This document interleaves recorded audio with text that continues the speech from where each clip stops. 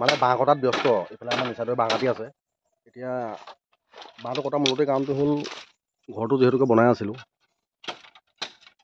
ইমান কোণে মানে সাহস হ'লগৈ আৰু এতিয়া ভাবিছোঁ ওপৰত বাঁহ লগাই খুটাই টিংখিনি উঠাই থৈ দিওঁ কাৰণ টিংখিনি উঠাই থ'লে মানে ইয়াৰ যিটো শেলাই বহে ইটাত সেই শেলাইটো নবহে আৰু কাৰণ তিতি থাকিলেহে শেলাই বহিব সেইটো কাৰণে ভাবিলোঁ টিংটো যিহেতুকে আনি থোৱা আছে সেইটো কাৰণে তাতে লগাই দিম সেই বুলি ভাবি বাঁহ কাটি থকা হৈছে বাঁহকেইটা কাটি মেলি আজৰি হৈছোঁ আৰু গুৰিত মানে চিঙা হ'ল ন নিচাৰি আৰু 3-4টামান আছে আৰু বাঁহ একদম ধুনীয়াকৈ কাটিং কুটিং কৰি ৰেডি কৰি থকা হৈছে বাকীবিলাক দেখাই থাকিম চাই থাকিব যদি ভিডিঅ'টো চাই ভাল পায় আৰু নহয় জানো তেতিয়াহ'লে লাইক কৰি শ্বেয়াৰ কৰি কমেণ্টটো কৰিবলৈ নাপাহৰিব লগতে চেনেলটো ছাবস্ক্ৰাইব কৰি থ'ব ইফালে নিচাৰি মোৰ দাখন লৈ আহি পিনি মানে সেই গোবৰ দি থকা এই বৰ্তখন যোৱা ইমান সময় দাখনকে আনিব পৰা নাই হেই খজুৱাইছে আপাটো ক'লৈ গ'লগৈ আপাটো গ'ল আপাটো মানে মই লাঠি এডাল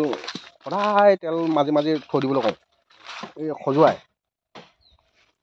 এই খজুৱতি মাৰিবলৈ হ'ল হাজিৰা যোৱাটো খজুৱতি মাৰিবলৈ হ'ল মই লৈ আহোঁগৈ আপাটো ওচৰপা দেই লাগি থাক আৰু এইফালে ধুনীয়াকৈ ৰঙালাও খুব ধুনীয়া ৰঙালাও লাগিছে খাই খুব ধুনীয়া সোৱাদ ভাল লাগিছে খাবলৈ আজি সাজ খাব লাগিব লাহেকৈ এইফালে চাওক আছে ওপৰত এইফালে লাগি আছে আৰু দুই এটা এইফালে ঘৰটো মানে এনেকৈহে ৰখা হ'ল আৰু এতিয়া লাহেকৈ খুটাই বাঁহ লগাই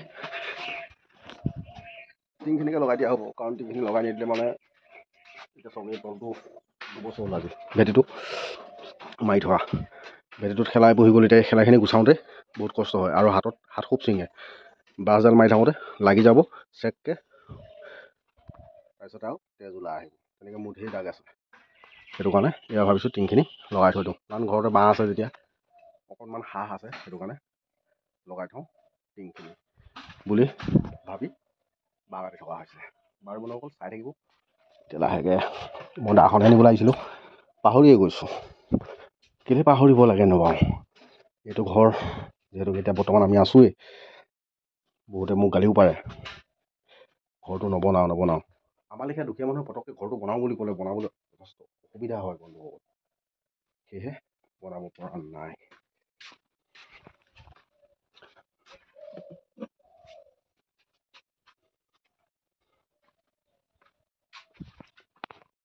ফাইনেলি বন্ধুসকল মানে দাখন লৈ আহি পেলানি পাই গ'লোহি বাৰীত মানে বাহনীত এইফালে চাওক বাহনীত এতিয়া লাহে মই গোবৰ দি আছোঁ গোবৰ দি থকা মূলতে কাৰণটো হ'ল এতিয়া বহাগৰ পৰা গজালি মাৰিব সেইটো কাৰণে গোবৰ লাহে দি এতিয়া তলত থকা এই জেংসমূহ ধুনীয়াকৈ চাচি মুকলি কৰি দিব লাগিব তাৰপিছত লাহেকৈ ইয়াতে দিয়া হ'ব মাটি এতিয়া বৰ্তমান সৌজোপাত কাটি আছে আমাৰ নিচাদৰে সেইফালে চাওক দেই মাৰিছে নাই কাটিছে নাই হাই যোৱা লাগি থাক যিমান পাৰ যিমান কাটিবলৈ মন যায় সিমান কাট পটাপট কাট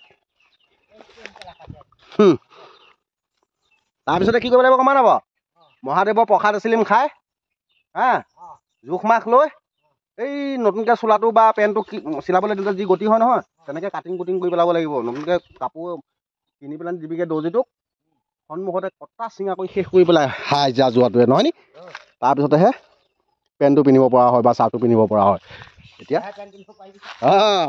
সেইটো কাৰণে সেই বন্ধুসকল মানে কি হয় এনেধৰণে গোবৰবিলাক দি থ'লে উশাবলৈ সুবিধা হয় ইয়াত লাহেকৈ মাটি চপাই দিয়া হ'ব খেৰ দিয়া হ'ব ইয়াৰ যিমানখিনি জাবৰ জোঁথৰ এইখিনি ওলোৱাৰ পিছত তাত লাহেকৈ দি দিয়া হ'ব তেতিয়াহে 2 বছৰ বা 2.5 বছৰ বাঁহটো কাটিব নালাগে এজোপা বাঁহ ধুনীয়াকৈ এজোপা বাঁহ হৈ পৰিব এয়াই আৰু এনেধৰণেই আমি গাঁৱলীয়া মানুহ বাঁহ লাগিবই বাঁহ নাথাকিলে বোলে হাঁহ নাথাকে যাৰ নাই বোলে ধান তাৰ নাই মান যাৰ নাই বাঁহ তাৰ নাই হাঁহ যাৰ নাই গৰু সবাতোতকৈ সৰু কথাটো সত্য নে অসত্য নিচাতি বহুত মানুহৰ মুখত শুনো ডাকৰ বচন বুলি কয় যে যাৰ নাই গৰু সবাতোতকৈ সৰু যাৰ নাই তাৰ নাই হাঁহ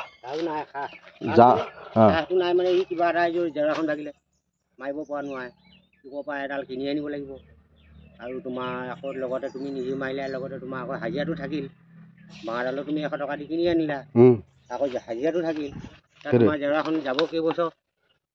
এবছৰ। তেতিয়াহ'লে এটা। চিন্তা কৰ, তাতকৈ দেখোন কেঁচা জেওৰা লগাই দিয়াই ভাল।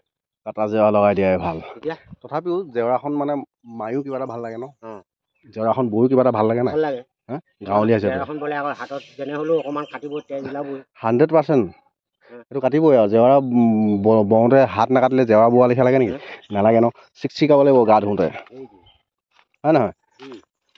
সেইটো কাৰণে বাঁহজোপা অকণমান জাবৰ জোঁথৰ দি গোটাব লাগিব, তেতিয়াহে ভাল হ'ব। সেই বুদ্ধিটো দিয়া মানুহটো নিচাতি এদিন কোনে কৈছিলে খৰি কাটিবলৈ আহোঁতে, হয় নহয়? এতিয়া লাহে লাহে দি আছোঁ, কাৰণ ধুনীয়াকৈ এতিয়া এইখিনি বুঢ়া বাঁহ, এইখিনি কাটি দিলোঁ, এইখিনি হৈ যাব তাত। আৰু 1 বছৰলৈ মোক যিহেতুকে বাঁহ নালাগে, এই বছৰ মই এতিয়া জেওৰা মাৰিলোঁ, থাকিব। অহা বছৰলৈ এজোপা ধুনীয়াকৈ এনেকৈ থৈ দিম, হৈ থাকিব। ইয়াতে থাকিব কেইটামান বাঁহ ন? থাকিব। বাৰু নিজৰ নিজৰ কৰ্মত অগ্ৰসৰ হৈ লওঁগৈ। এনেধৰণে গুৰিবিলাক চফা কৰি গোবৰ মাৰি দিব লাগে আৰু 2 বছৰ বাঁহ কাটিব নালাগে। তাৰ পাছত চাব ইয়াৰ দমটো। এতিয়া চাওক কিমান ধুনীয়া কৰি আনিছোঁ। এতিয়া এইডোখৰ আছে আৰু এইডোখৰ গুচাই, এইফালে প্ৰায় গুচাই থোৱাই আছে, আৰু এইফালে এতিয়া কাটি কুটি চব চাফ চিকুণ কৰি ধুনীয়াকৈ মাটি চপাই দিয়া হ'ব। মোৰ হেৰি কি কয় ভাগৰে জোগৰে দুয়োটাই বহি লৈ পিনে একাপ চাহ লৈছিলোঁ। চাহটো মই নিচাটো দিছিলোঁ এইটো গিলাচত, সেইটো কিন্তু এইটোতো নল'লে ল'লো এইটো। এইটো গিলাচত ল'লে। এইটো চাপানি খাবলৈ হ'লে মানে মৰিব মানুহ। এইটো চাওক, এগিলাচ এতিয়া এইটো চাহ খাব লাগিব, আমি দুয়োটাই খাব লাগিব, নহয় জানো? চাহকাপ কেনেকুৱা হৈছে? চাহকাপ মজা একদম। চাহ মই নিজে বনাইছোঁ, কেনেকুৱা লাগিছে? একদম মজা। চেনি জোখত হৈছিল? চেনি একদম জোখত হৈছে। বঢ়িয়া, তেতিয়াহ'লে একদম মজা। চাই থাকিব, নহয় জানো?